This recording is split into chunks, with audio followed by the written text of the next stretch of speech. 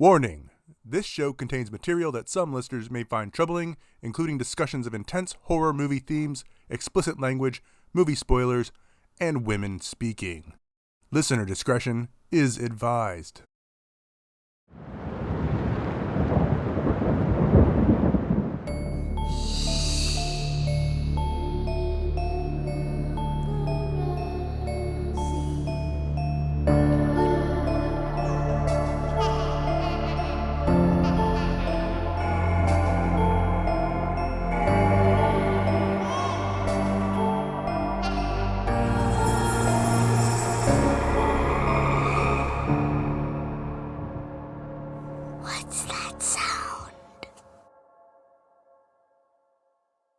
Hello, horror fans. I'm Charlie. And I'm Eleanor. And welcome to Horror Sandbox, the podcast where we dig around in horror films and see what we can unearth. That's right. Before we get started with today's movie, Charlie, how are you coping with the horrors? You know, I haven't done very much since the last time we recorded. We've had a pretty chill weekend. I did do a lot of spring cleaning. It's the time of year where I can get rid of like the girls' clothes a size down and put up the next sizes and all that. So just been doing that. And then we threw a little mermaid night for dinner and watched The Little Mermaid. So just a fun, relaxing, chill weekend. Not much going on here. What does one eat at a mermaid party? Mac and cheese, but the shells. And then we had pretzels, but it was driftwood. And we made little sand dollar cookies. And oh gosh, what else? Oh, we made starfish watermelon cutouts and little starfish sandwiches. And then I was judged for this decision, but I did make the girls fish sticks. They're like bold choice to make fish sticks while watching The Little Mermaid. So, but yeah, that was, it was just a little themed party. It was a good time. But what about you, Eleanor? How did you cope with the horrors this week? I went to a pickle festival, which sounds absurd, but was delightful. I guess it's the first one they've done. So there are all these pickle vendors and people dressed up like pickles and pickle-themed stuff just going on. There was one tent that was selling a flight of pickles, and the line looked like it was for like an exclusive New York City nightclub. It was so long. So I did not get a flight of pickles, but we did get pickles from other places, other vendors there. Did they have any of those pickles that are like filled with cheese and deep fried? Because I want one of those so bad. I did not see that, nor have I seen one of those in the wild before. I'll have to send you a picture or video of it. They look so good. It's basically like a cheese stick, but utilizing a pickle. That's intense. I would definitely try that. It was a pregnancy craving that I never was able to indulge in. But yeah, it sounds like a fun festival. Yeah, it was cute. We didn't stay too long, but it was fun. Okay, so what are we digging into today, Charlie? So this week we watched Unwelcome. It's a 2022 film, and the IMDb summary is that a married couple, Maya and Jamie, escape their urban nightmare to the tranquility of rural Ireland, only to discover evil and murderous goblins lurking in the gnarled ancient wood at the foot of their new garden. The director of this is John Wright. The writers are Mark Stay and John Wright. This one stars Hannah John Kamen, Douglas Booth, Colm Meaney, and Jamie Lee O'Donnell. And we can't dig around in our horror sandbox without our trusty rusty tools. So, Eleanor, what is your Bloody Shovel award this week? Fakest pregnant belly costume. It's really bad. It's very bad. Honestly, they're usually bad in movies. This one is egregious. I agree. There's a lot of stuff surrounding pregnancy in this movie that is egregious in general. My award is most squeezable villains. I'm obsessed with them, and I just want to give them the biggest hugs.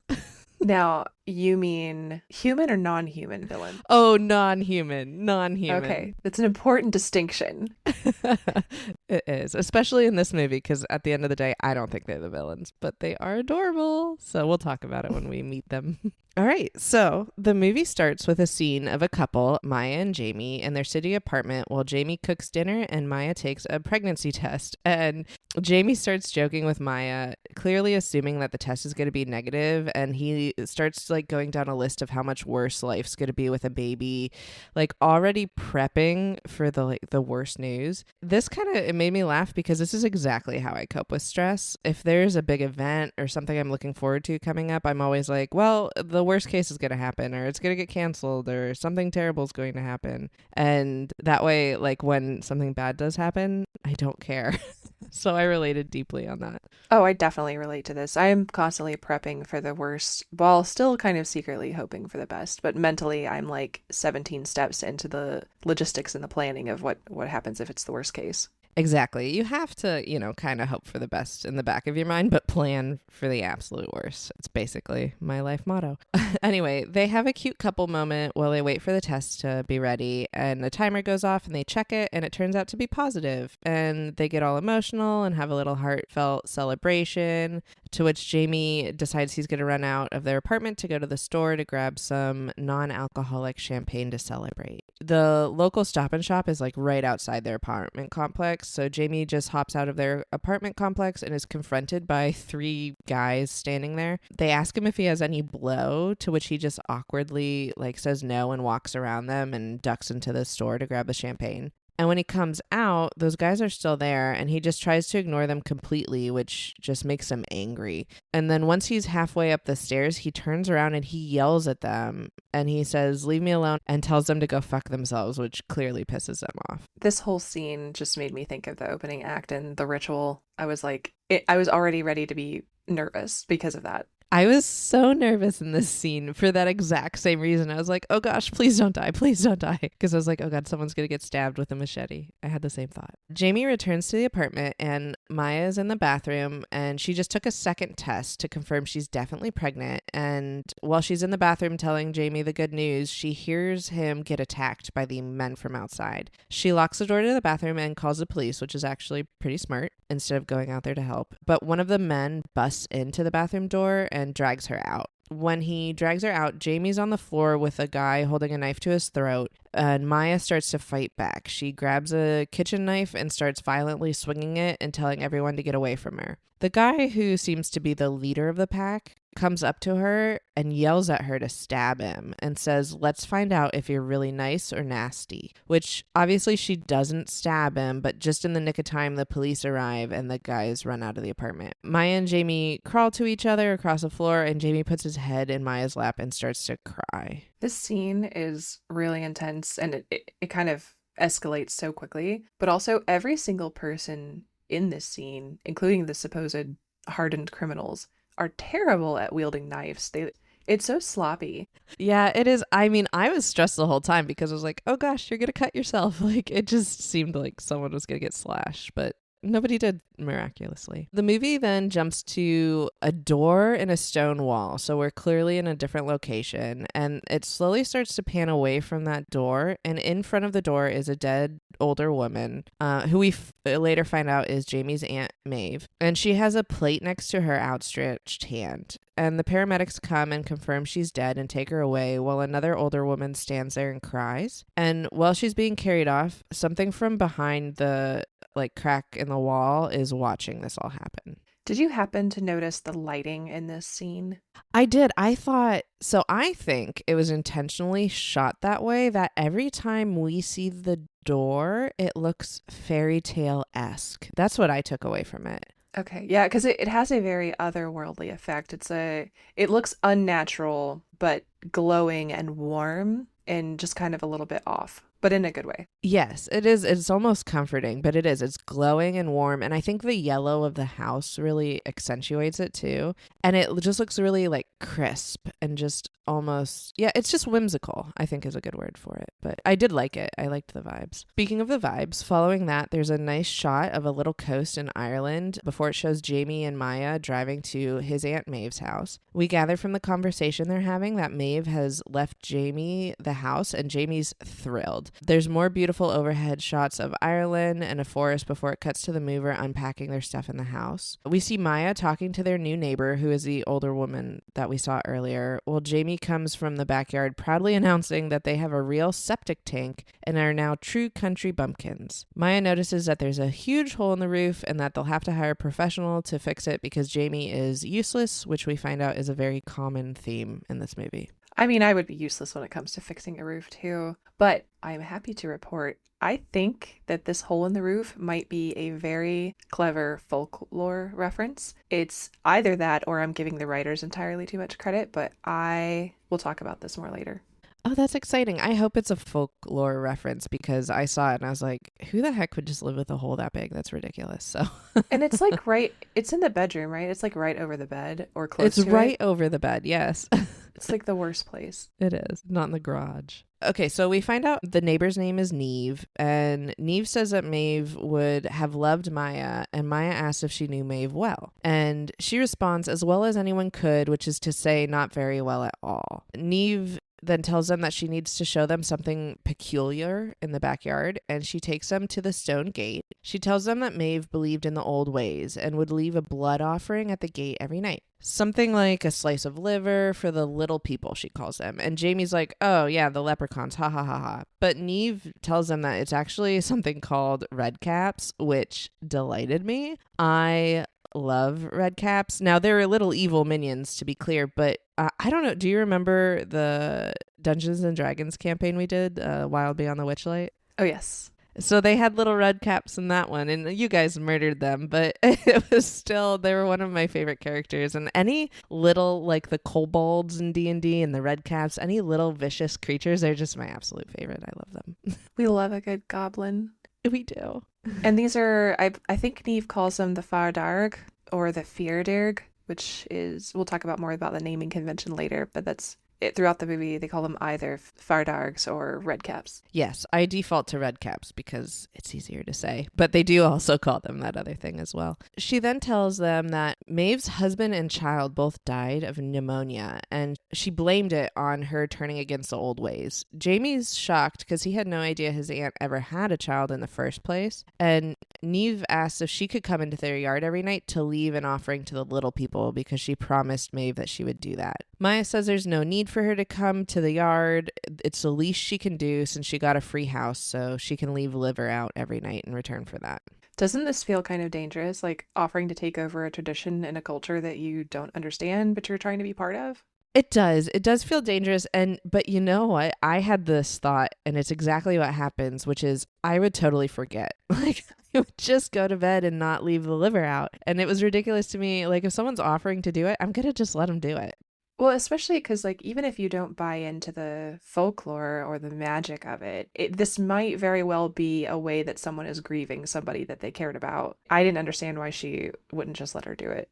Yeah, it's her ritual that she wants to do to remember Maeve by at the very least, and she's not allowing her that. Yep, not a smart move. So Neve leaves, and they have a moment where they're super happy to be in this new house, and Maya says that she never thought they'd get out of their old apartment and the urban living. And Jamie tells her not to live in the past, and he'll never let anything like that happen to her again, which, spoiler alert, he totally allows it to happen again, but like 100 times worse. It then cuts to a montage of the family unpacking their stuff, and Jamie spends a ridiculously long time just staring at this washing machine just to turn around and plug it into the wall, which was ridiculous. And there's happy music playing and everything seems good. Maya takes a box upstairs to unpack, and there's like a pigeon sitting in their window, and she shoos it away. And while she's shooing it away, she looks down and she finds an old picture, which she assumes is of Maeve's child holding this teddy bear. And she shows it to Jamie, and as they're laying there on the bed, they look up at the comically huge hole in the ceiling. Throughout this scene where she's like unpacking stuff and moving stuff, the ridiculousness of the fake baby bump becomes obvious because it's just comical. I know a lot of movies do this badly, but it doesn't just look fake. She doesn't actually move as if she's very pregnant. She'll like put her hand on her belly and maybe do a little groan, but it's like, it doesn't look like she's carrying a child that is about to be born. It's true. There's no waddling or like that awkward knee bend thing, squat to pick stuff up. Like, she's definitely very limber.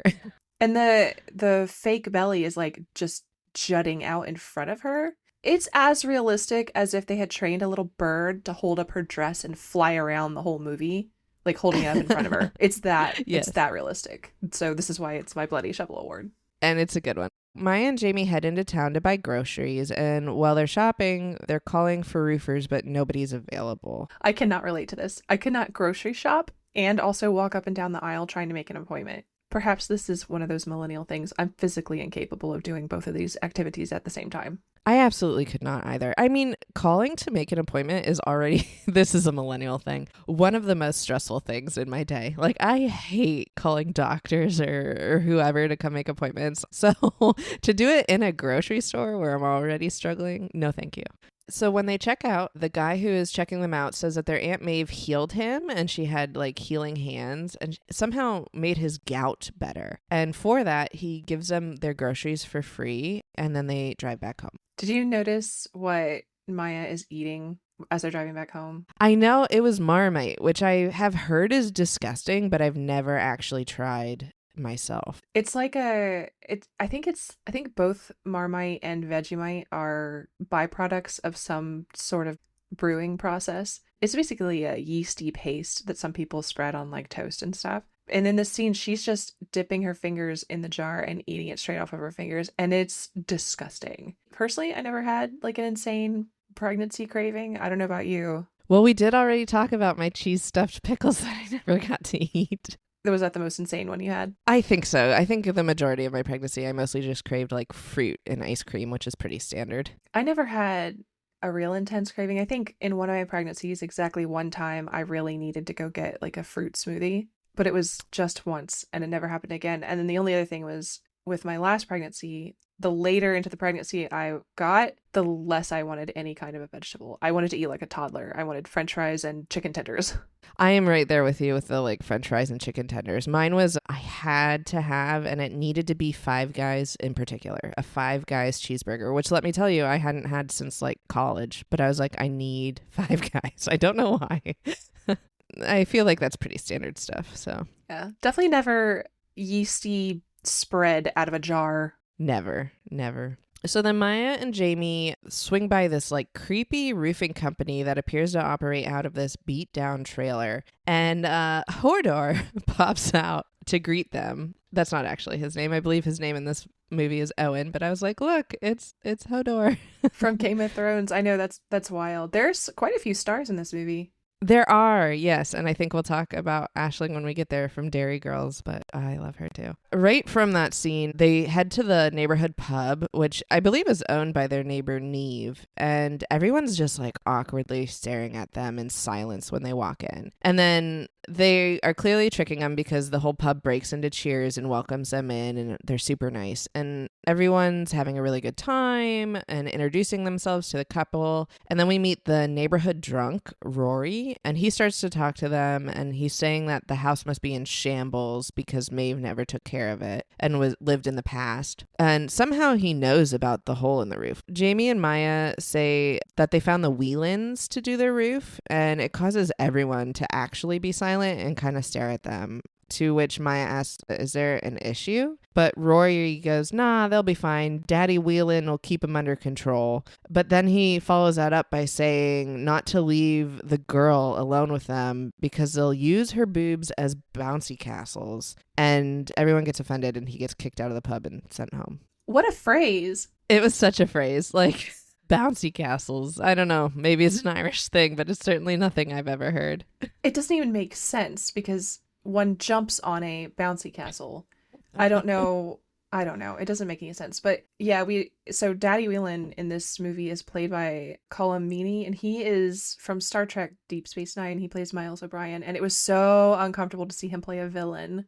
Because he's normally a nice guy. Well, he does a good job at it, I think. He does. And I think that's because he is, in this movie, he's a charming villain. Like, when you first meet him, he's like a charming guy, and then he turns around to be awful. So it makes sense. Neve then asks them what they left out for the red caps that night, and of course, Maya forgot. Neve gets upset and asks to have a word with Maya. Neve insists that Maya just let her leave the food in the backyard because it's really important, and Maya freaks out and eventually tells them what happens to them in London and says that she just can't feel unsafe in her new home, which means that she just, I guess, doesn't want anyone else in their garden. This is odd because telling Neve about the break-in makes sense, but at one point Maya's saying she doesn't want her to take over the offering because she doesn't want to be afraid in her own home. So she's basically saying, I am afraid of you, Neve. Your presence in my home would make me scared, which, what?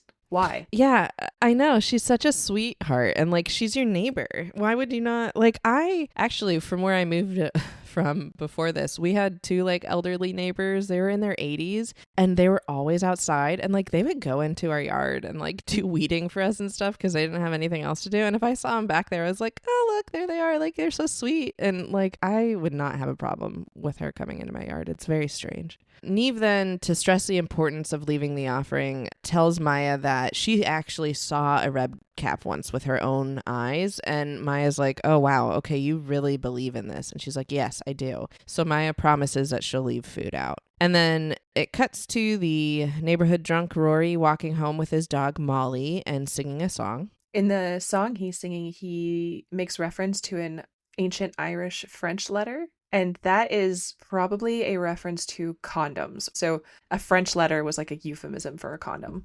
Really? I would have never caught that. I tried to listen to his song and I was like, nah, I don't know what's happening here. That is interesting. Never knew.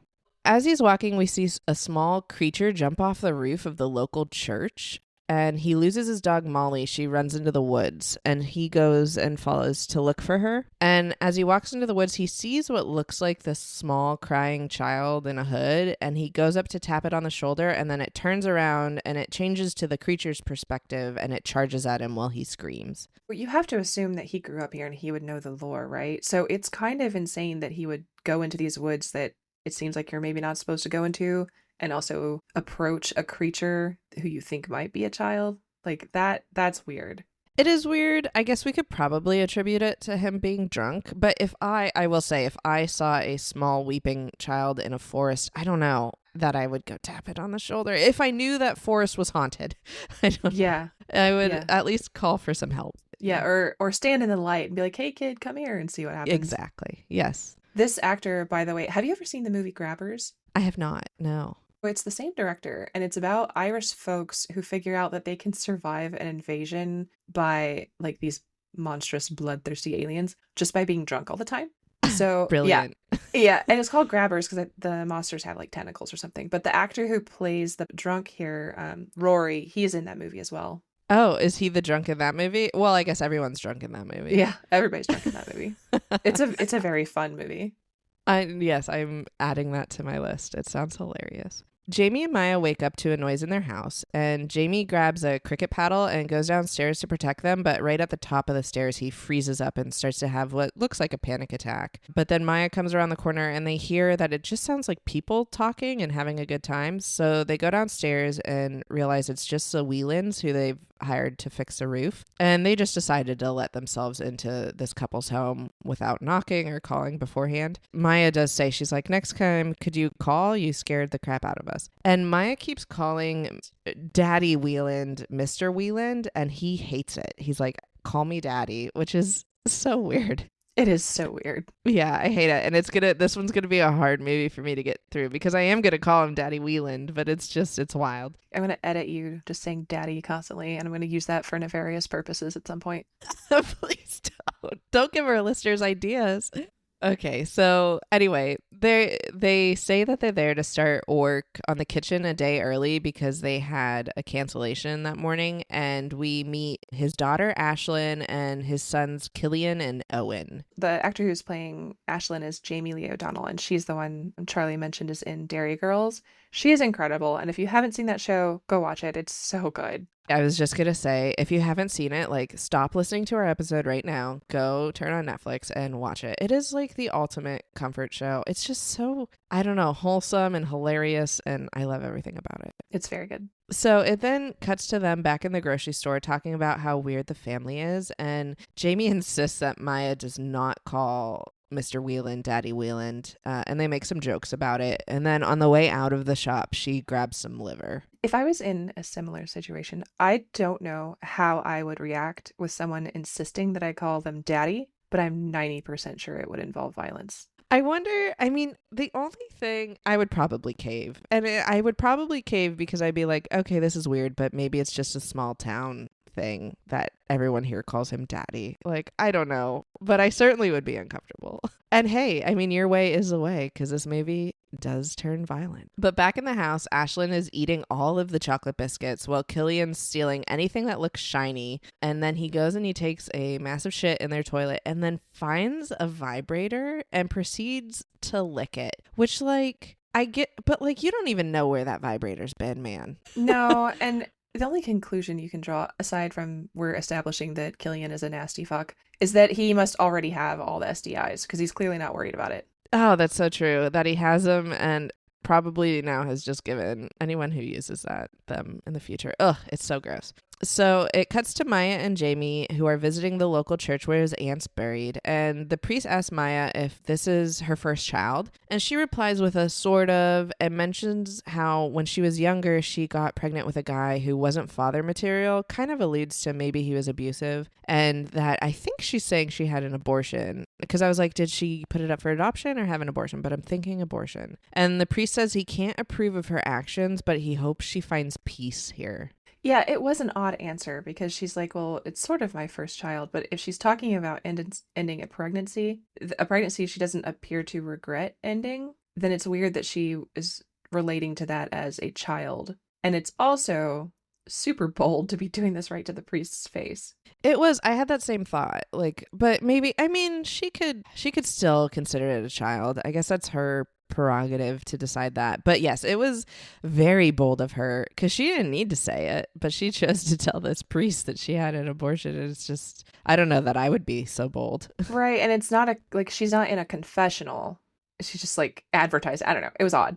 Yes, just willingly giving him this information that really does not add to the plot point at all. And you're new to this area and you want them to accept you and stuff. Why would you blurt that out to the priest? Agreed. It's very strange. It's very strange. But she follows that up by saying, like, this pregnancy is very wanted. I'm very excited for it. All of that. So maybe it's just a way to show how happy she is about this new baby. I don't know. Regardless, then the priest shows them the grave and they leave some flowers there. And Jamie asks the weirdest question ever and asks if the bodies are stacked on top of each other like Legos, because this grave also has Maeve's husband and child there. And the priest responds, no, they're side by side, but the child's just a stone. And Maya's confused and asks what he means by that. And the priest responds that they never found the body. So obviously not pneumonia. On the way home, they notice Neve on the side of the road, so they pull over and ask what she's doing. And we see there's like a bunch of people searching out in this field. And Neve tells them that no one's seen Rory since the night before.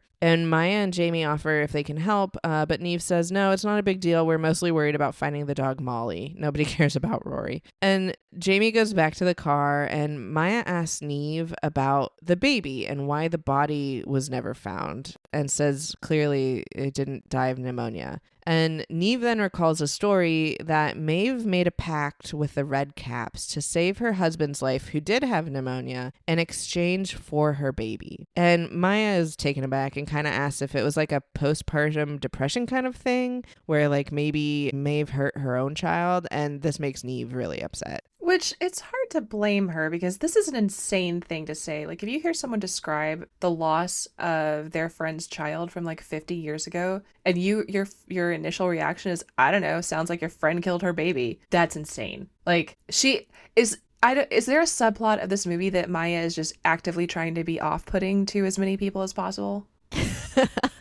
Honestly, truly, because what did that add? Like, why did you have to be like, oh, well, maybe your friend was just nuts? Just be like, oh my gosh, that's so sad, and like comfort her would be the right way to go about this. I mean, I would definitely have questions if somebody told me that their friend lost a baby because they gave it up to what you believe is a mythical creature. I would certainly have more questions, but I wouldn't accuse your dead friend of murdering her baby. Agreed, 100%. So Neve says that after they took the baby, that Maeve devoted her life to leaving those offerings in the backyard. So that gives us more background story to why those are so important. And then back in the car, Jamie says, "My great aunt's a baby killer," to which Maya responds, "Maybe we shouldn't judge," which I don't know. It's a crazy conversation in itself. And they get back home to Killian and Aisling smoking weed on the porch. And Jamie gets very upset with his siblings, and they get in a fight about how awful the English are and how they just steal things. So Killian and Aisling are attacking Jamie verbally in this moment. And Jamie tells him that he is Irish, and they just laugh at him and say, "Well, you being related to the baby killer only makes you a quarter Irish," which is nothing. Yeah, when he says he's a quarter Irish or whatever, one of them is like, "Oh, we're standing with the great Michael Collins himself." I had to look this up, but Michael Collins was an Irish revolutionary and leading figure in the struggle for Irish independence in the early 1900s. So they're just making fun of him trying to claim part of an ancestry that he's not actually very closely connected with. I'm glad you looked that up because I had no idea. So while this is happening, Maya is upstairs drawing herself a bath, and she notices that Killian didn't flush his shit, which is disgusting. So she flushes it for him.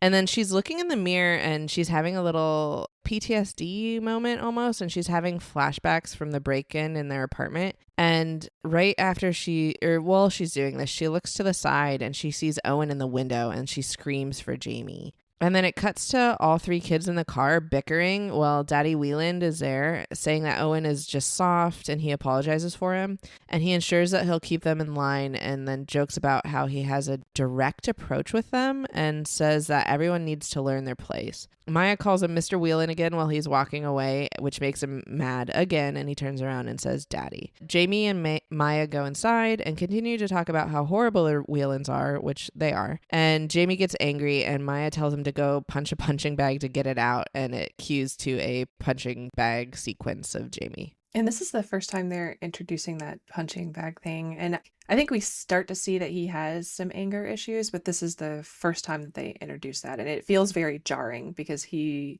seemed a lot more laid back for most of the movie. Yeah, he definitely kind of seems like a softie up until this point. And it's definitely like is he coping with the trauma by getting stronger kind of thing so that he can defend himself in the future is the way I saw it. But also, yes, that he has anger issues.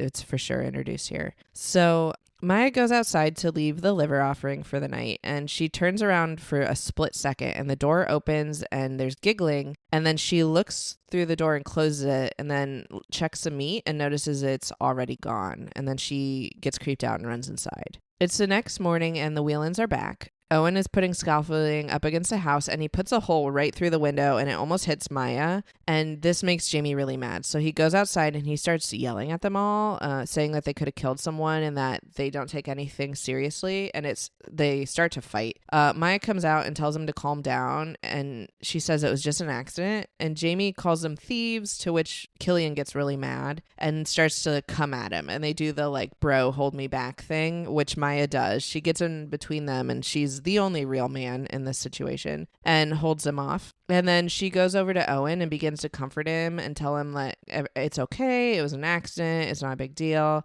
And then Daddy Whelan comes out of nowhere from around the corner and just punches Owen in the face and knocks him out, and then starts kicking him, and it's really awful. And Maya yells at him to stop and finally does make him step away.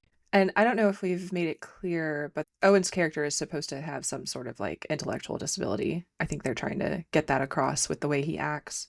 And then Maya, the thing that makes everybody calm down is she finally calls Mr. Whelan Daddy, and it just calms everybody down, and it's so gross. It is gross. And I don't know if you noticed, but it happens more and more throughout the movie that like the more dire and begging they're getting with Mr. Whelan, the more they call him Daddy. Like they go from just sometimes calling him Daddy Whelan to like just Daddy. And it's really interesting and gross. There's definitely an abuse narrative or theme happening there. Oh, yeah, without a doubt. So Maya and Jamie go inside, and Jamie is on a little adrenaline high, and he's like, "Who's a daddy now?" Like he actually did anything besides start a fight. and he's just fluffing up his feathers. And Maya is obviously pissed at him, and he doesn't understand why. And she goes back outside, and Owen's like creepily watching her, but she doesn't notice. And she starts gardening, and while she's gardening, she hears a dog barking in the woods, and she thinks it's probably Molly. So she gets excited, and she goes out there to find him.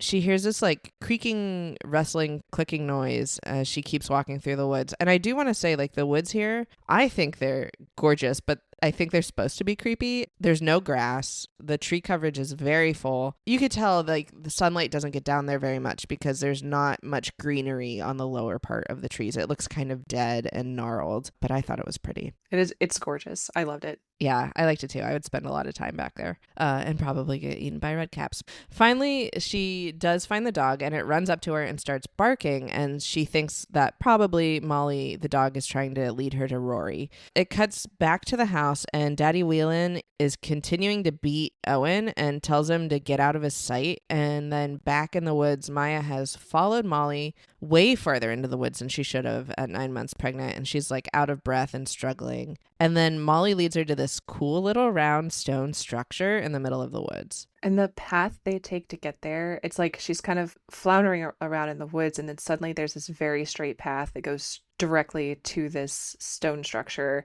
It's shaped like a beehive.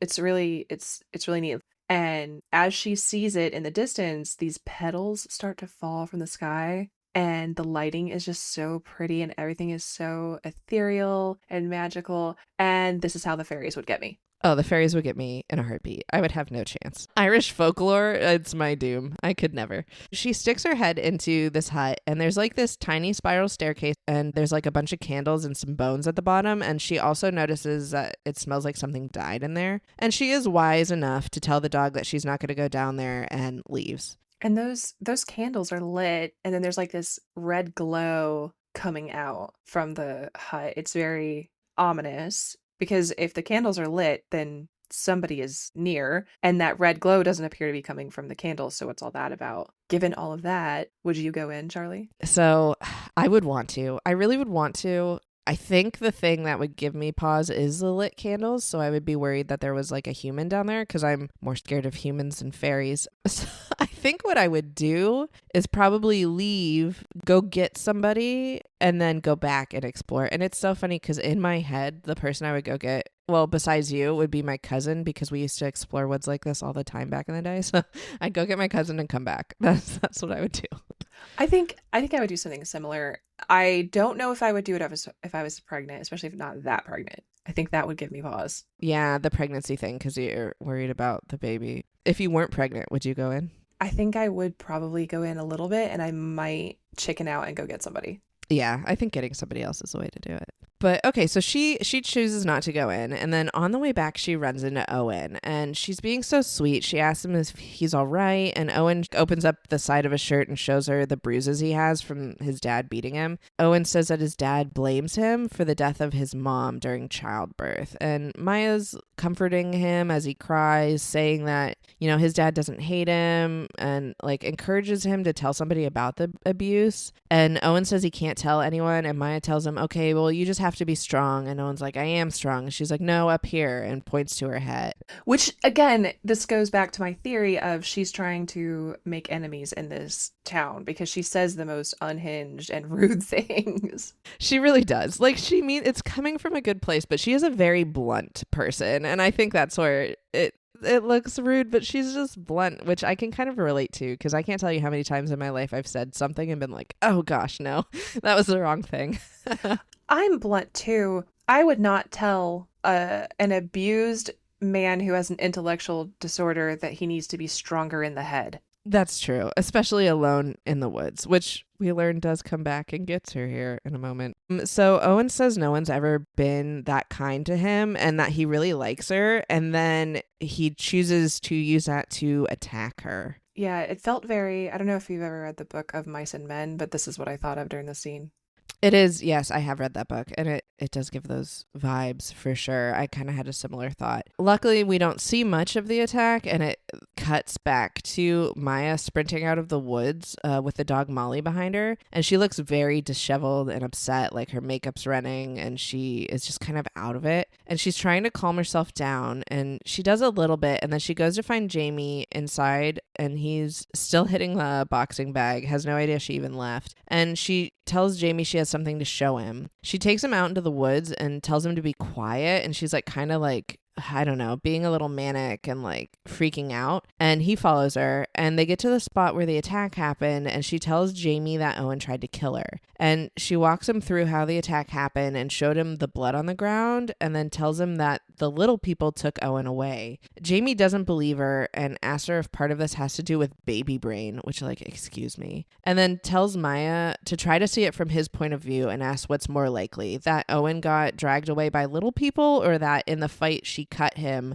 and he ran away and was bleeding everywhere. And at this point, I'm like, okay, Jamie can fuck all the way off. Baby brain, try to see this from my perspective. This is so gross. And I know that some women can feel like distracted or unfocused during pregnancy. I don't know. Did you experience that? I mean, a little bit. Like, I would forget, like, where I put my keys and stuff, but I'm certainly not making up full experiences in my brain, like, and hallucinating. No, and I think a lot of the discourse around like, oh, pregnant brain, haha, it almost feels like it's just women get put through a lot during and around pregnancy, and you're kind of over it at some point, but it kind of feels like an extension of people being dismissive of anything that a woman experiences by just chalking it up to hormones, like lady brain. I know. I hate it. And I think even I was guilty of this before being pregnant. Like, how hard could pregnancy be? But, like, you are growing a human being, and it is sucking all of your nutrients, and you're just exhausted 24/7, and you're prepping to, like, have this life, and you're stressed all the time because you're, like, the only thing that can keep it alive, and you don't know if you're doing everything right. So, like, to be distracted, it's not necessarily hormones. It's like, I am growing a human. Like, give me some grace. Yeah, and, like, you can be distracted and unfocused just, having a headache. Like, anybody can experience that. So I do think it's weird how our culture talks about pregnancy and women and all that. I agree. It's very dismissive and demeaning at times. And I'm sorry, but if my partner accused me of baby brain and demanded I try to see things from his perspective after I was just attacked, I think that situation would end in violence. This one, absolutely. The fact that he does not believe that I think he believes that she's assaulted, but, like, chooses that moment instead of, like, offering her help to talk down to her. And this scene and the couple scenes that follow made me so angry. I hate everything about Jamie. She wants to show him the stone hut, and he just will not listen and says that she's clearly under a lot of stress. And she's like, it's not stress. And then Jamie responds to that by screaming at her, which, like, this triggered something in me. Like, Maya she just went through it. She was just attacked, and she just wants this man who is supposed to love her to listen to her, and he won't. And he chooses to use this to attack her. And it's just like, how dare you? How dare he? How dare him? And also, if I found a magical fairy hut in the woods and my partner didn't want to see it, divorce. Agreed. Like, come explore the magic fairy hut with me. Ugh, he's really missing out. So Maya, like, is taken aback, and she calmly is like, Jamie, you shout more since the attack, and you punch things. And she's like, this isn't the Jamie I married. He was a nice, calm man. And then he yells back, well, look at what that got me. And Maya's like, okay, but the same thing happened to me, and I'm not angry. And then Jamie, like, breaks down about how he had to watch men attack her and the baby, and he couldn't do anything. And it's a really heartbreaking conversation or argument. And he promises that he'll never allow anything like that to happen to her again, which, again, lies. And then he walks off to go to the pub. So he's not getting his wife help after his 9-month pregnant wife help after she got assaulted, and is having what he thinks is a mental breakdown, and chooses instead to go get drunk and leave her alone. It is really revealing, right? Like, she brings up, hey, I went through the same thing that you did. He immediately flips it and makes it all about him. And he's doing this after she's in distress because she was attacked and he just wants to focus on his own trauma. And then, like you said, he leaves her alone in the woods to go to the pub. So obviously he doesn't actually care about her physical or mental health. Exactly. He does. He takes this moment where she is being her most vulnerable self after an awful attack and makes it about him. And yeah, he's like, oh, I promise that nothing like this would ever happen to you again. Oh, but it just happened in the woods and I'm going to pretend like I don't care. It's just, ugh, I hate him. To add to the cringe, it cuts to the scene of Jamie in the pub reading a book about Krav Maga. When I was looking at your notes, we literally wrote, Jamie is reading a book about Krav Maga, parentheses, cringe. Both of us had the exact same line written. That's perfect because it is so cringe. And I'm glad that we have the same brain wavelength. And they're trying to get that across in the movie, too. Like, I think they're portraying this as I don't know if it's like an unhealthy coping mechanism or misplaced energy or something, but they definitely are trying to get the point across that this is, in fact, cringe behavior. Yes. And especially because in this scene that comes up, he does the opposite of defend himself. So it's really contrasting that he's like, oh, I'm going to be this strong man. And then he needs another woman to save him from a situation. So Killian and Ashlyn come into the bar and they're causing a ruckus. Like Ashlyn's talking on the phone really loud, like basically screaming into it. And someone like says something to her and she's like, how dare you listen to my phone conversation, which I thought was really funny. It was very well done. Yeah. And they see Jamie sitting in the corner. So they come and confront him and they tell him that they're trying to find where Owen is. They start interrogating him really intensely and he's crumbling. He like can't say anything. And eventually Neve intervenes and bans them both from the pub. So this is what I'm saying, where Jamie just needs a woman to defend him and can't defend himself. So they leave and Neve checks in on Jamie and he says he's fine and he thanks Neve for sticking up for him because he can't do it for himself. Back home, Maya is stressed out and she's drinking a glass of water over the sink and she's having flashbacks to the attack and we see the Redcaps taking Owen away. And as this is happening, she hears footsteps from behind her and we see a little Redcap come into the house and he leaves a bag there. And then the Redcap sniffs her stomach and says, "Mama with a baby," in the cutest voice, and then laughs and runs away. And she takes her phone out and tries to get pictures of it before it leaves. And do you want to describe the adorable little Redcap here? I think we have to. And I will say the way that the little goblin says it, like, "Mama with a baby." It's so it's cute, but it's also super creepy. I squealed when I first saw this thing because they're so absurd looking. They're the size of a toddler. They're both skinny and lumpy somehow. They're wearing red caps that look like old-timey nightcaps. They're kind of pointed a little bit. And they have these cloaks on that are covered in like charms or shiny things. And they have needle-sharp teeth and big noses and pointed ears. And it's basically what you picture when you hear the word goblin. I agree. I think the only thing that really separates goblins from redcaps is the fact that they wear those pointy red hats, which is why they're called redcaps. The way they talk and like move, it's just, they're so cute. And they're like a grayish color. I don't know. Do you know why they're called redcaps? Isn't it the mushrooms? Because they look like redcap mushrooms? No? Nope. Oh, I'll tell you. Tell me at the end. I'll tell you at the end. Okay. I can't wait to learn. Okay. So Maya's freaking out and she looks into the bag and it is Owen's head. So Maya paces the house looking out the back door window until Jamie finally gets home from a night at the pub and he is super drunk and happy and he like is singing or whatever. He's all happy and he comes into the door and Maya grabs him and says, "I have something to show you." To which Jamie responds, "I'm never going to leave you alone and go to the pub again." Which, like, gosh, I hate this man. She tells him to look in the bag and he does, and he freaks out. He asks her if she did it. So he asks his wife if she cut off Owen's head and put it in a bag. And she's like, "No, it was the little people." And she tries to show him the pictures on her phone that she took, but they're like kind of blurry. She says they need to go to the police. And Jamie says, "And tell them what?"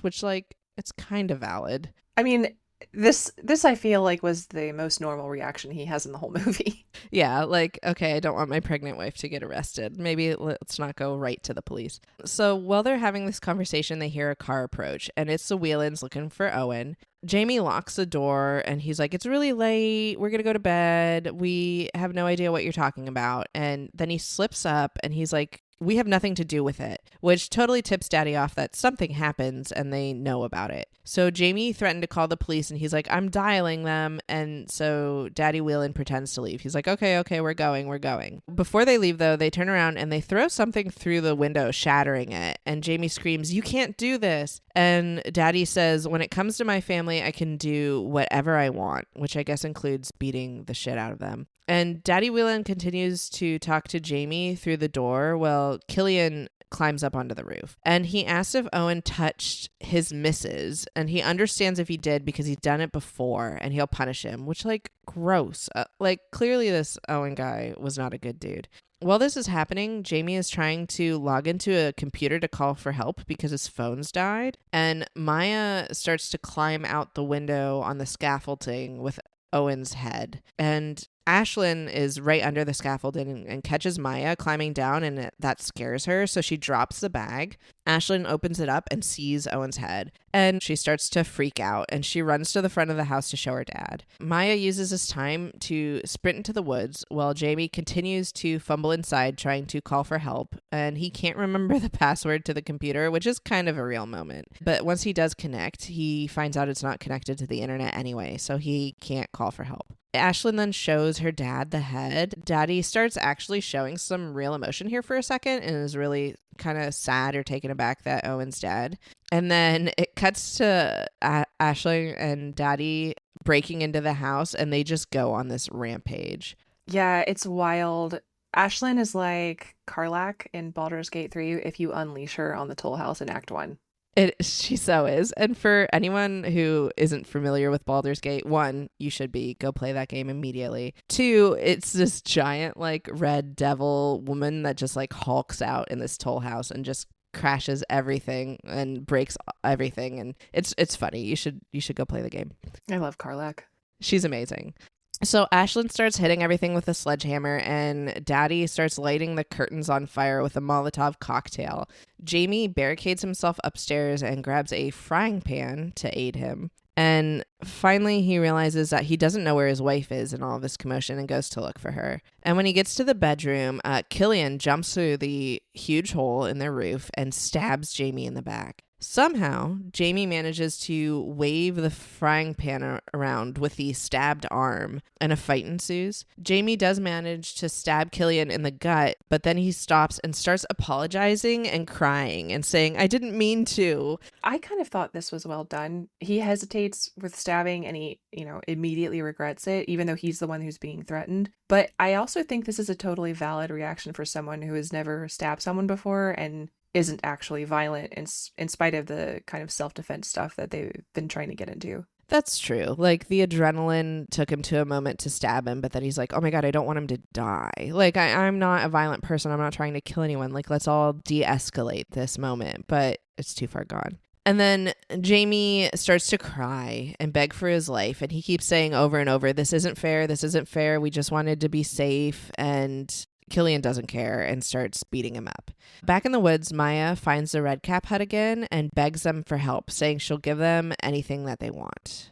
Uh-oh, bargaining with the Fae.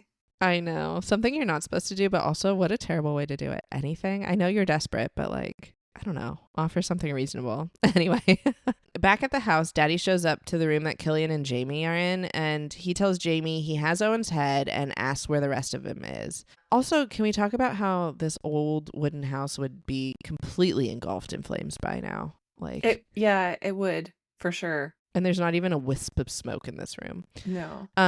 Yeah. So Jamie tells Daddy that he doesn't know where Owen is, and Daddy congratulates Killian for stabbing Jamie in the back and starts to torture Jamie a little bit by like digging his fingers into the stab wound and asking him where Owen is. And Jamie's like, the Redcaps did it. The Redcaps killed Owen. And Daddy says, okay, you're an idiot. Daddy says if Jamie tells him where his wife is, maybe he won't kill him because his wife probably knows where Owen is.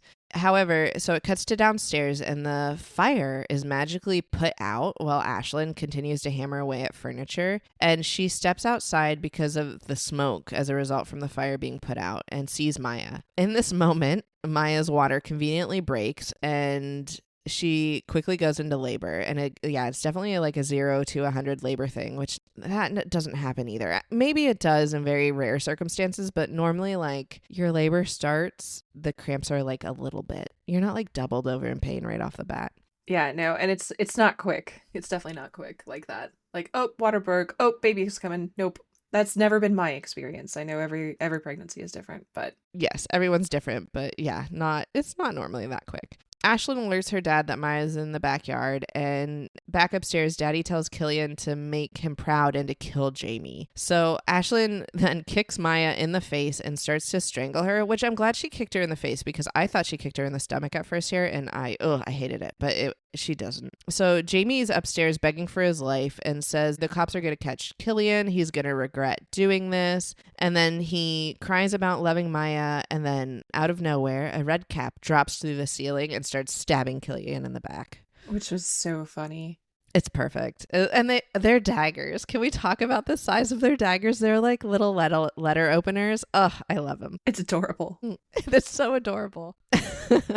So Daddy grabs the cricket bat from earlier and hits the red cap over the head with it. And then they like examine it. And Killian's like, it's a rat or something, or like a monkey. And Daddy's like, you're an idiot. It's wearing clothes. It's not a rat. And Killian's like, well, monkeys wear clothes in the circus. And like, this thing looks nothing like a monkey. And as they're having this argument, Killian gets this cute little dagger thrown at him from the roof. And the red cap looks up at Daddy and goes, Daddy, no, before it gets hit in the face, and its face is bashed in and it dies. This was so disturbing. I thought they were going to go somewhere with this too. Like, why did the red cap call him Daddy? Is it just that the red cap knew everyone called him Daddy, so that's what they were doing? I thought they were going to go somewhere weird with this, like that there was a connection between him and the red caps, but it doesn't seem to go anywhere. No, it doesn't go anywhere. And actually, you know what thought I had in this moment? My thought was, I bet the director or someone involved in the writing of this movie had like a daddy fetish. That's the only thing that makes any sense. Because you make an awful lot of characters call this man Daddy, to include your little monsters right before the face gets beat in. Yes, and like as the movie goes on, it's like in a begging, like horrible kind of way. It's just someone had something going on. Anyway, that was my thought. So outside, 3 red caps grab Ashlyn and pin her down and stop her from attacking Maya. And Killian runs downstairs, and we see another like little goopy red cap arm reach through the mail slot in the door and open it up. And Killian runs to the kitchen and grabs a butcher knife and then hits the red cap in the head with the butcher knife, which I kind of hated this scene. The butcher knife gets stuck in the red cap's head, and instead of running away, Killian goes back and like grabs the butcher knife while it's stuck in its head and moves it around to hurt the red cap and kind of torture him. As he's torturing him, 2 additional red cap friends respond to his cries for help and jump on Killian and attack him. Outside, Ashlyn is being held down by a group of red caps, and she's like wiggling around, and they tell her to stop, and then they aggressively stab her in the stomach and cut her open, and her like blood and guts start to squirt out, and it's pretty gruesome. The red caps watch and laugh at her as she like stands up and she's holding her guts and calling for her dad for help before she falls over. Yeah, and they're like, while they're eviscerating her, they're yelling fidget, which was just so creepy and out of nowhere. It was really creepy. Yeah, I didn't love that scene. Back out front, Daddy grabs a shotgun and Killian locks himself in the car and starts it, but we see a red caps in the car as well, and it comes up behind him and stabs him in the neck. And he's slowly bleeding to death, and he's screaming for his dad. And to Daddy's credit, he does like open the door and grab his son and holds him while he's dying and tells him that he's proud of him and he's always been proud of him and he's sorry he didn't tell him. And then Killian dies. Jamie comes out from hiding under the bed upstairs, and he goes in the backyard to see the red caps ripping Ashlyn apart. I think they're eating her. And he hits one over the head, and Maya's like, stop, they're helping us. And the little red cap goes, hey, no hitting, silly Billy. And I'm just so obsessed with them. It's so funny and weird and cute. And also, I think it's interesting that they're speaking English, because why not Irish? Like, why not the actual language of the land, or even like a Fey language that we can't understand? I think when they're back in their home, they do speak a little Fey language. So I think maybe they're just, bilingual. But yeah, so Maya takes a moment in the chaos to be like, I fucking told you so. Do you believe me now? And Jamie says they need to call an ambulance. And Maya's like, how the hell would we even begin to explain this? And as they're having this conversation, Daddy comes into the backyard and yells at the Redcaps to get away from his girl. And he shoots for one of them and they drag the one that just got shot back into the woods and run away. Daddy's obviously pissed off and he approaches Jamie and Maya. And Jamie says, not this time. And he takes this like long moment to kiss Maya. And then he stands up with the frying pan and then he drops it and he says, let's settle this like men. Like he's challenging Daddy to a fight, which Daddy responds to this by shooting him in the shoulder, which is exactly how I would respond if I was Daddy. And then Daddy does the standard villain thing here where he takes forever to reload the gun and then explains exactly what he's going to do to them and gives this little villain monologue. And he says he'll have to get up close to kill them because all he has left are birdshot. He's used the last of his slugs. And then he said, but what the birdshot can do is kill the baby. So he's pointing the gun right at Maya's stomach and says, you killed my kids, so I'll kill yours. And then our hero doggy Molly runs out of the woods and attacks Daddy. And in the scuffle, Daddy drops a gun and Maya picks it up. And then she looks at Daddy and she's holding the gun right to his head and says, how close do I need to get? And shoots him in the face. Boom. I actually love that. It was great. It was very satisfying. So Jamie and Maya head inside and they have the baby. It's like this long labor scene. Well, the Redcaps drag the bodies back into the woods to eat them. And Maya is just such a badass for laboring through this in the night alone. Well, I guess with Jamie, but I don't know. It's a crazy scene. So it cuts to morning and this miraculously clean baby falls out of Maya. And can I just take a moment to be like, this movie is willing to show like the horrors of people getting stabbed in the neck, their guts falling off, but they stick to the trope that babies are born perfectly clean and like not purple and screaming aliens. Yes, the horrors of childbirth are apparently too much for this movie. Exactly. So we find out the baby's a girl, the sun's shining, and everyone's happy. Do you think TLC would feature this particular birth story? You know, I have watched quite a bit of TLC, and I bet they would, actually, because they have featured some wild things. Yeah, I don't think they have any ethical limits to what they'll do over there. They do not. I could tell you stories, but honestly, even for a horror podcast, like some of the things that TLC shows are not even appropriate to speak about in our podcast. Okay, so Jamie drives into town with a gunshot wound in one shoulder and a stab wound in the other. And he has like the hood up and his face is all beat up. And the clerk asked him if he cut himself while shaving because he looks like hell. And he's like, something like that. And he asks for painkillers and the clerk goes and gets some. So Jamie and Maya are home. And they're like laying in the bed, the baby's on the bed right there, and they're just taking a moment to reminisce on everything that happened. And Jamie's like, all right, I'll start cleaning up the blood. And he laughs and he's like, what are we going to tell people? And Maya she's in like that magical little like, oh my God, I have the cutest new baby moment. I know not everybody has that moment, but I had that moment where like you have this baby and you're just in love and nothing else matters. And she says, in this second, I just don't give a shit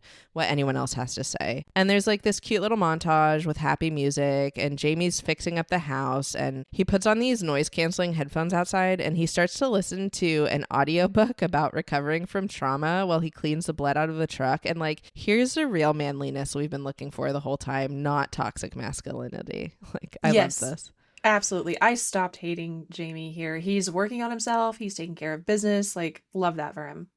Yes, it's perfect. He takes a turn here, but a turn too late. Back in the house, Maya steps away from the baby for like a literal second to take care of herself and like check her neck, I think from the fight. And the Redcaps take the baby and she screams and she's like, Jamie, come help me. But he can't hear her because he's wearing the headphones. And she just runs into the woods to take care of everything herself. She's running through the woods after just having a baby a few hours earlier, but she's doing a dang good job. And she does get to the hut and she just goes in this time. And it's this quaint little Redcap village. It's got like a bunch of little doors and there's like bones and candles scattered everywhere. And she sees her baby, and this baby is in front of this like ancient looking woman, but somehow this woman also looks like a child. It has like no hair, its teeth are rotting out. It looks smaller than a normal human, but bigger than a red cap. And the person talks like a child / red cap and is like, this is what happened to me. And at this moment, Maya realizes that this is Maeve's child because she's holding the same teddy bear that the child's holding in the picture. And she says, my mummy cried too, basically. And she does look odd. And she actually looks older than Maeve, like her mother was when she died earlier in the movie. She does. She looks like ancient, and it almost like it looks like that ancient like wise woman look, but then she talks like a child. So it's weird. It's a weird monster character design, but I don't know. It's unique. So Maya begs for her baby and says to like take me, not her. And they're like, oh no, you're too old. So she finally takes this moment to defend herself, and she throws a skull at a red cap and then pins it up against a wall with its own dagger. And then she looks at Maeve's child and says, am I nice or nasty? Which is a clear reference to the opening of the movie. So she stabs the red cap through the chin and then jumps into the room with a human baby thing and gouges its eyes out. Like just, it's really gruesome, and she kills it. And she's clearly had enough of this shit, and she's about to whirl around to fight more, but the red caps immediately begin to worship her. And I am obsessed with this moment. And I know I keep referencing Dungeons and Dragons in this episode, but this is 100% something my character has done and would do in the D&D world. Like when it comes to the little kobolds or the red caps, like I have become the queen of the kobolds many a time, and it's just like my dream. That's amazing. You've got like a little army. Yes, exactly. It cuts to Jamie discovering the baby in the house while he's panicked and looking for Maya. And Jamie picks up the baby and then heads to the backyard where Maya is. And the Redcaps are surrounding her, chanting Mother Redcap. And Maya says, Jamie, you're just in time. So the sky is like a blood red. And then we watch a skull full of blood hover over Maya, and it pours over top of her. And Maya just screams in victory. And then it begins to rain while the Redcaps are celebrating. And this entire scene, I was flip-flopping between like, what the fuck is happening? And this is absolutely incredible. It's wild. It gets so intense. And then it's like, oh no, she's got to get the baby back, to, oh, she's going to kick all their asses, to, oh, she's in charge of them now, to, oh, there's a blood ritual happening somehow. And this is funny. My teenager walked into the room for this scene and this scene only. And he looked at me and said, no amount of context could have prepared me for that. And then he left. That is one of, I can't tell you how many times like I'm watching a horror movie and 90% of the movie is tame as never before. And then someone will walk into the room during the most unhinged scene. And I'm like, I swear it wasn't like this for the whole hour and a half I've been watching this movie.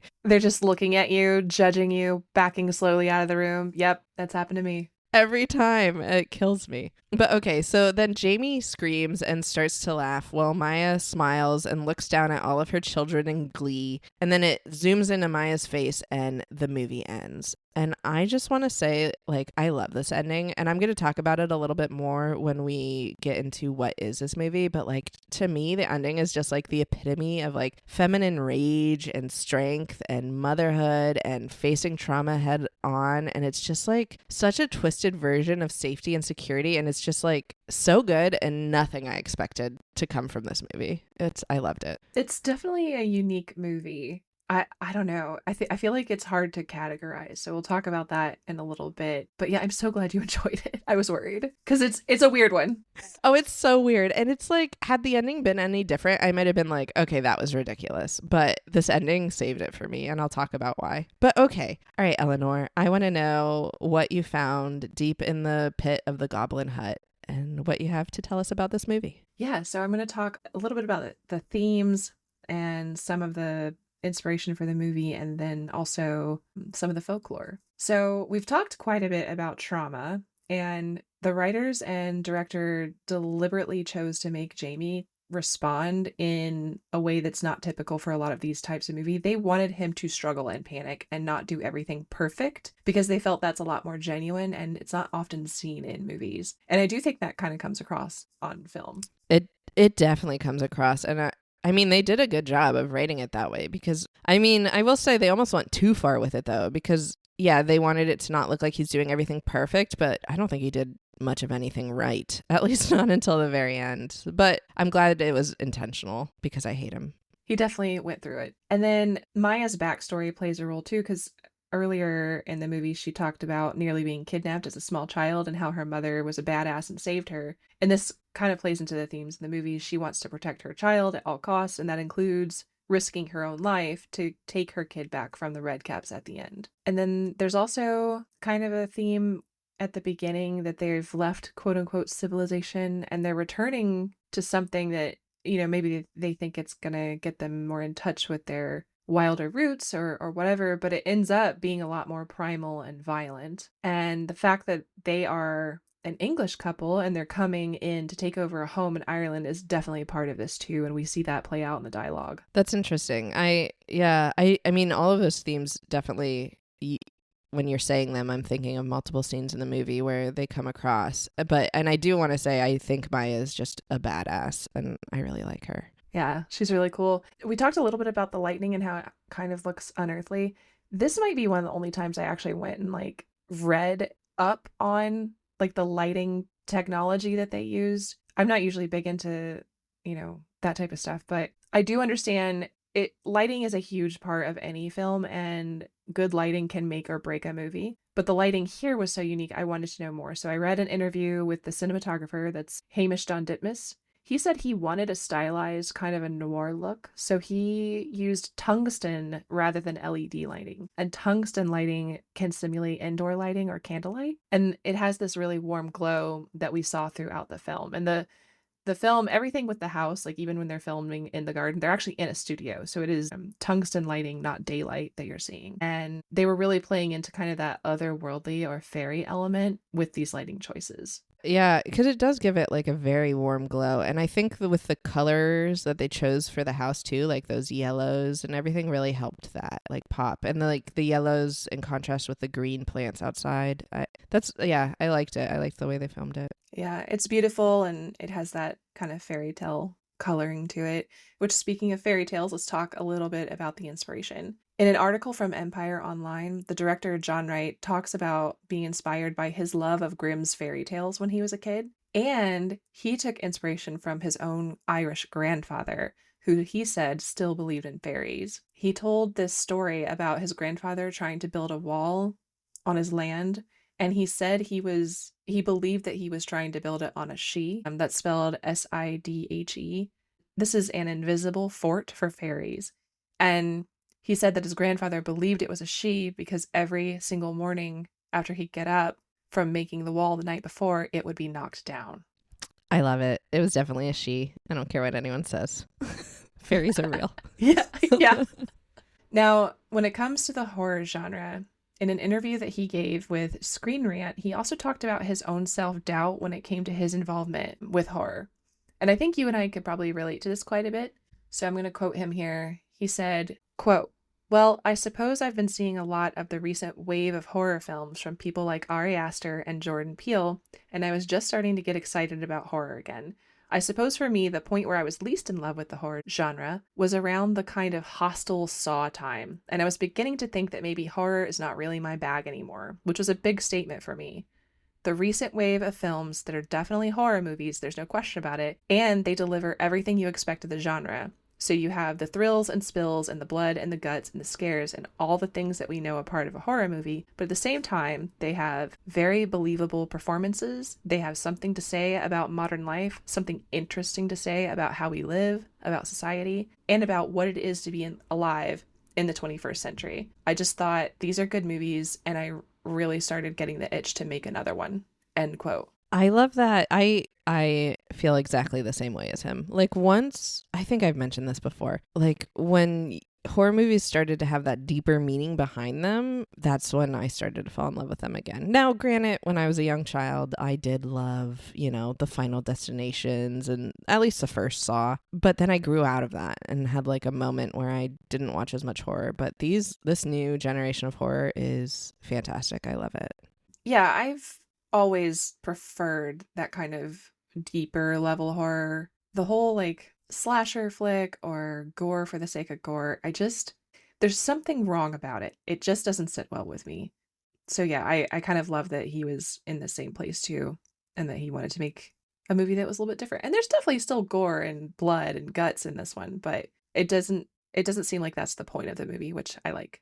Yeah, you don't really get the blood and guts and gores until that final act. Like everything before it. Now, it's not a very scary movie, I don't feel, but it's still like everything before it. It's like you said, it's all about trauma and like this unknown place and fairy tales, and I like it. It's good. It's well done. Yeah, I definitely enjoyed it. So let's talk a little bit about folklore, one of my favorite subjects. We see a lot of common folklore elements in the story. You have the leaving out offerings for the red caps. You have the caution about leaving your land for the land of the fae, making a bargain with fae creatures, and even the notion of fae creatures snatching children and taking them away. There are a lot of versions of fae creatures that are known as little people, and their motivations and behaviors can differ greatly. Some can be household helpers, which is why you might want to leave out treats for them because maybe they're going to help do your chores. And then redcaps in particular are seen as malevolent forms of fae. I want to read a brief section from a book called, get ready for this title, Notes on the Folklore of the Northern Counties of England and the Borders, which was written by William Henderson in 1879. Quote, "Red cap, red comb, or bloody cap is a sprite of another sort from the friendly brownie. He is cruel and malignant of mood and resides in spots which were once the scene of tyranny, such as border castles, towers, and peel houses. He is depicted as a short, thick-set old man with long, prominent teeth, skinny fingers armed with talons like eagles, large eyes of fiery red color, grizzly hair streaming down his shoulders, iron boots, a pike staff in his left hand, and a red cap on his head. When benighted or shelterless travelers take refuge in his haunts, he flings huge stones at them. Nay, unless he is much maligned, he murders them outright, and catches their blood with his cap, which thus acquires its crimson hue." End quote. Ah, I'm so mad at myself because halfway through you reading that quote, I remembered that their caps are just, it's the blood of their kills. Ah, I'm so mad I got that wrong. No, that's okay, because I mean there are red cap mushrooms, I think Yes. I think like little people and mushrooms and elves and fairies and all that stuff, they go hand in hand, so it's a reasonable assumption. But no, this particular creature supposedly has a red cap because he colors it with the blood of his victims. I love it. That's they're so cool. So remember how I said I thought that the hole in the roof was a really clever reference?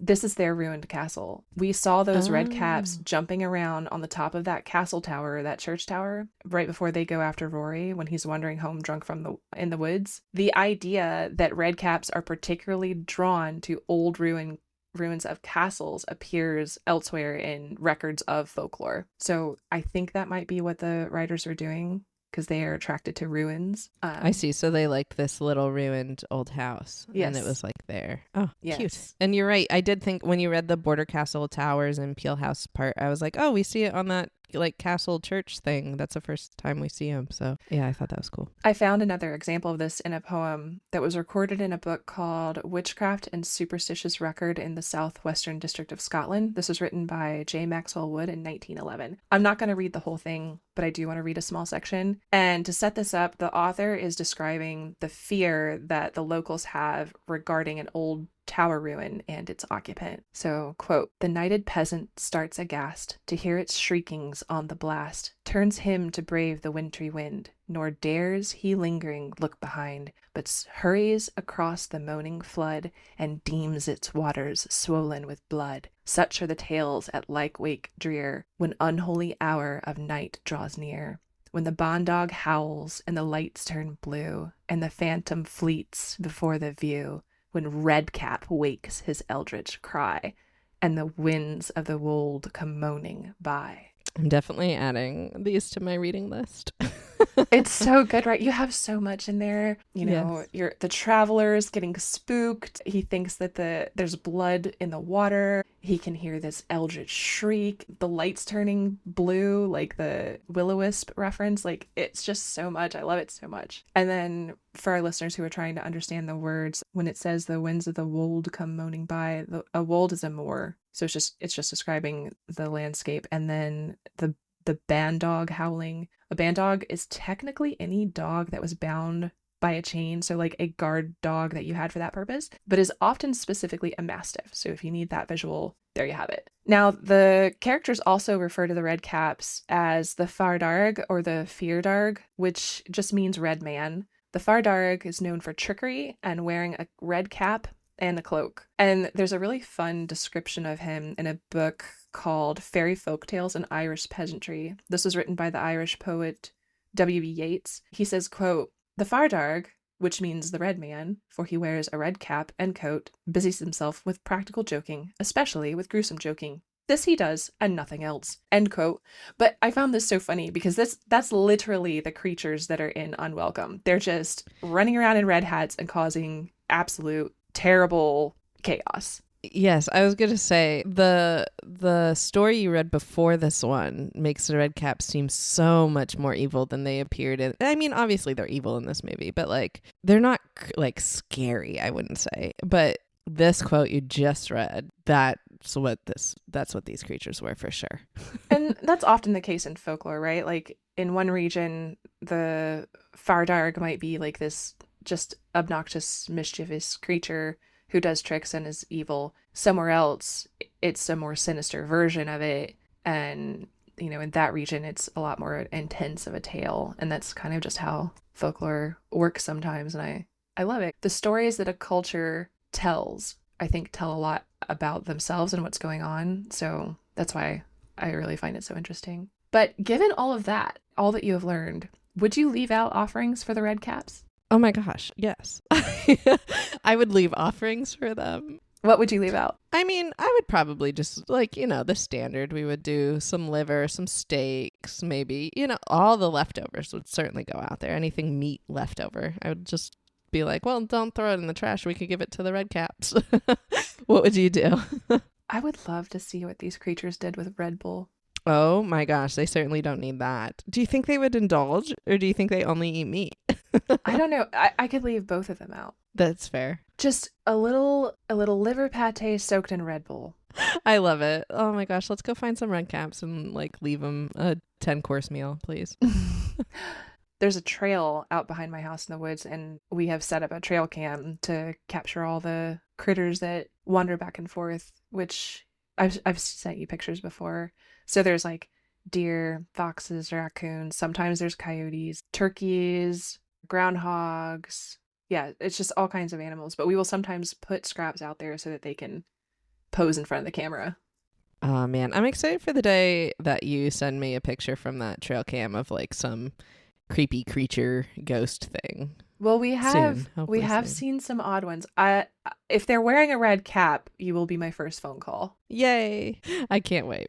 All right, so let's talk about what this movie is. What do you think it is? Is it horror? Is it sad? Is it something else? What I think this movie is probably going to seem a little unhinged to most listeners, but I don't care. So I think at the very least we can both agree that there's really nothing scary about this movie. It's a little gory, but at no points was I like scared. The last 30 minutes, they do a really good job of turning it into like this wild, dark comedy with how absurd it is and with the red caps. So I do think there is some comedy in this movie for sure. But that's not what I personally experienced during this movie. To me, this movie was horrifically sad. I actually so all those background themes that were persistent throughout the film, specifically like the trauma response and the abuse piece, it struck me deep. But most specifically, the ending scene with the red caps turning Maya into their queen, I cried. Oh.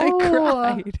Yes, and I'll tell you why. And I think this is just like the way I interpreted this movie from my personal traumas, and it's definitely like formed by that. I don't think that was the intent of this movie. I think the ending is supposed to be just like wildly over the top, like just a twist to a ridiculous movie. But to me, it was like deep. And what struck me about it was the message I got from it regarding like motherhood and safety. And so we watch Maya spend this entire movie trying to create this safe place for her baby. And she does it with such grace. She's calm. She uses good judgment. She's caring for others. And she's choosing over and over and over again throughout this movie to trust in the things that are supposed to keep her safe. So she's trusting in her husband. She's trusting in the community. She's trusting in her home. And all of these things turn against her. And so instead of having this like beautiful, safe pregnancy for this baby that she loves and is wanted, she spends this entire pregnancy